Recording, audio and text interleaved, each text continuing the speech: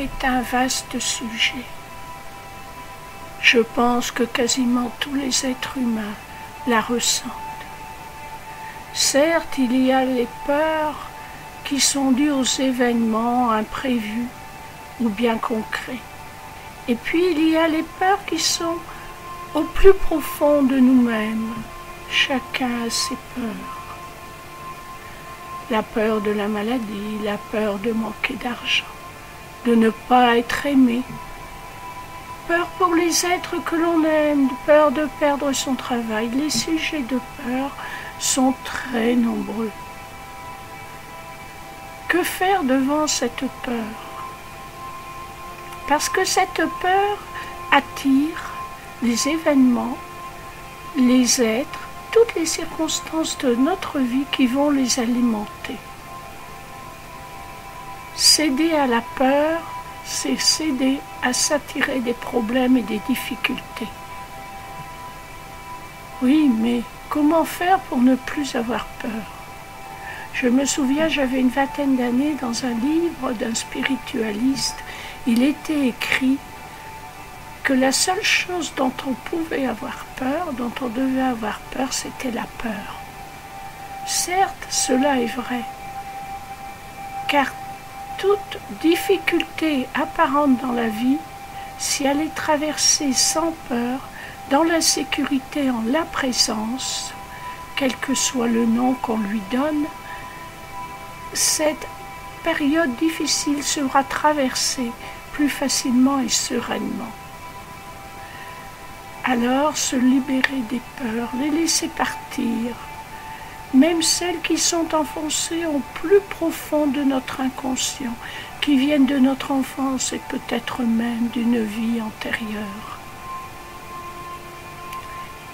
Pour cela, il est nécessaire d'un travail qui est à faire chaque jour, quotidiennement. En premier lieu, ne pas regarder la peur comme une ennemie, car si on la regarde comme une ennemie, on va lutter contre. On va avoir peur de cette peur.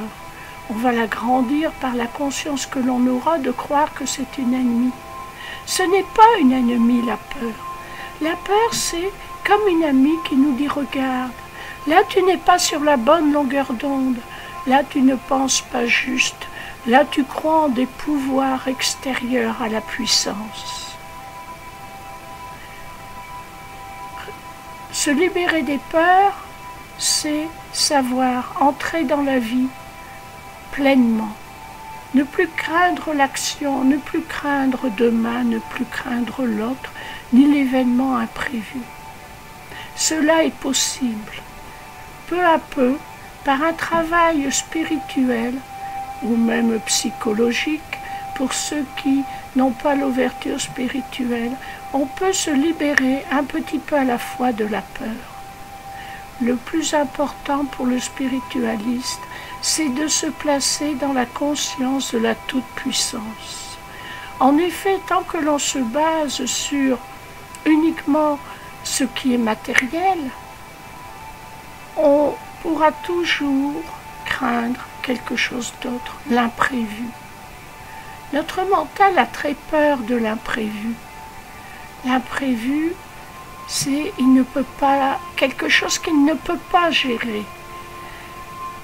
Alors il se laisse aller à des supputations complètement négatives. Ce qui est important, c'est de regarder en face ces peurs. Se dire « Oh, je ne vais plus y penser » et les enfouir en soi ne sert à rien, elles sont là, semblables à un abcès qui va grossir, qui va, polluer tout l'organisme. Et oui, même votre corps réagira à vos peurs. Et non seulement le corps, mais toute votre vie, tous les aspects de votre être. Il n'est pas possible de vivre dans un bonheur réel si on est dans la peur. Donc la peur est une ennemie qui nous permet de réajuster notre foi dans la toute-puissance, de se rendre compte que l'on donne de la force, de la puissance à quelque chose d'extérieur à nous et d'extérieur à Dieu. Or, il n'y a que Dieu. Mais Dieu nous laisse faire cette expérience de le découvrir. Il ne nous impose rien. Chacun vient pour faire sa propre expérience. Il est important chaque jour de se rappeler la toute-puissance. Énormément de personnes ont vécu des événements miraculeux. Elles ont échappé à la mort, elles ne savent pas comment. D'un accident de voiture, une voix les a prévenues, freinent, ils ne savent pas pourquoi. Les circonstances les ont amenés à ne pas prendre un avion, à faire telle chose ou ne pas faire telle chose. Et cela apparaît comme une bénédiction miraculeuse qui leur a fait éviter un gros drame. Cela, ce sont ce qu'on appelle comme des miracles en quelque sorte. Mais la toute-puissance agit dans toutes les circonstances, à chaque instant de notre vie, si on sait mettre notre confiance en elle. Il y a évidemment la méditation sur la présence de la puissance et sa protection. C'est un long travail, mais qui porte ses fruits.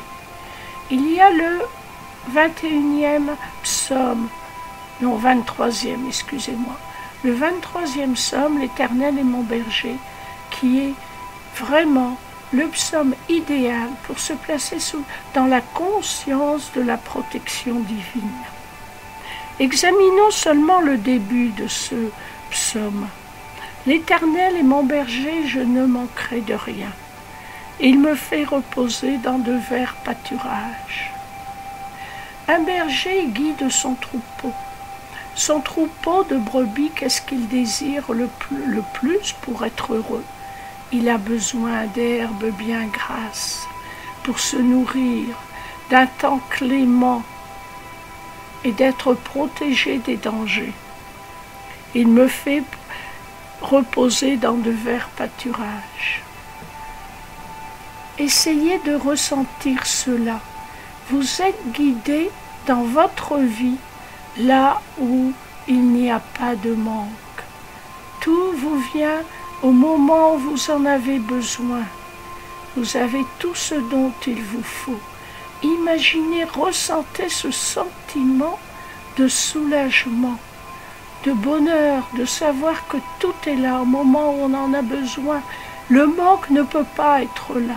Il n'y a que l'abondance.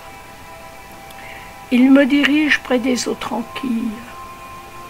Les eaux, c'est notre subconscient, notre monde intérieur, l'émotionnel. Si l'émotionnel est tranquille, s'il n'y a pas de vagues ni de tempêtes, c'est que nous sommes bien dans notre vie, bien intérieurement, dans la paix, dans le calme et la sérénité. Que la peur n'a plus sa place en nous. Il restaure mon âme. Ah, qu'il est bon de se sentir refortifié, reprendre confiance en la vie après les difficultés. Qu'il est bon de se sentir libéré des peurs, des doutes, des craintes que génère le mental. Le mental, il fait des déductions selon ce qu'il connaît.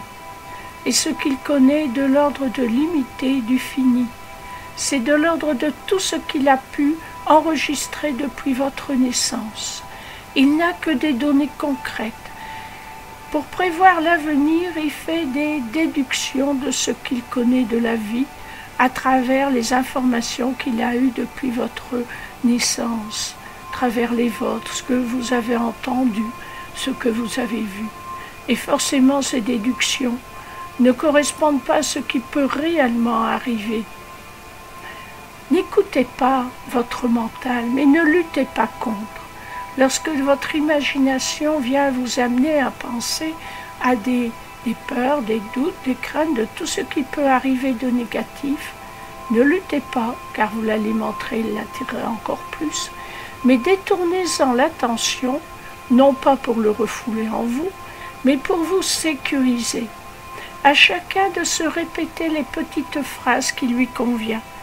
Je vous ai cité le début du 23e psaume, mais il y a beaucoup d'autres phrases qui peuvent vous aider. Dieu est ma force et mon rocher. En Dieu aucun mal ne peut m'arriver. Vous pouvez aussi remettre simplement ce désir de ressentir de moins en moins de peur à votre être intérieur. Ô mon être intérieur, je te remets ce désir de ressentir de moins en moins de peur. Je te remets ce désir en acceptant que ta volonté s'accomplisse et que le meilleur se fasse pour moi. Cette formulation, répétée 3 fois avant de vous endormir, va agir grandement sur vous, dans votre subconscient, parce que tout ce à quoi vous portez votre attention à peu près 1 heure avant de vous endormir imprègne fortement le subconscient. Et le subconscient qui a enregistré les motifs d'avoir des peurs depuis des années, par ce conditionnement, va peu à peu accepter l'idée de ne plus forger sa confiance dans les apparences, mais d'aller au-delà et de forger sa confiance dans la toute-puissance. Mais retenez bien que la peur n'est pas une ennemie, c'est une apparence, un sentiment qui est en vous et qui vous dit « Regarde, là tu as un travail à faire, là tu crois en une puissance extérieure à toi, alors qu'il n'y a qu'une seule et réelle puissance, qui est celle de la vie, de l'énergie de vie, de la présence, qui est en vous et qui est partout présent. Dieu est en moi, je suis en Dieu. » Vous pouvez vous répéter cela tranquillement dans un état méditatif. Dieu est en moi, je suis en Dieu. Quoi que ce soit que vous ayez à affronter, des peurs réelles ou des peurs, on va dire, qui n'ont pas de fondement concret dans votre vie à l'état actuel, ne laissez pas ces peurs vous gâcher le bonheur présent. Libérez-vous-en. Acceptez votre liberté d'être un être spirituel qui s'épanouit dans la vie et qui profite pleinement de cette vie. C'est ce que je vous souhaite. Dieu est ma force et mon rocher, et aucun mal ne peut m'arriver. Que toutes les bénédictions de la vie soient avec vous.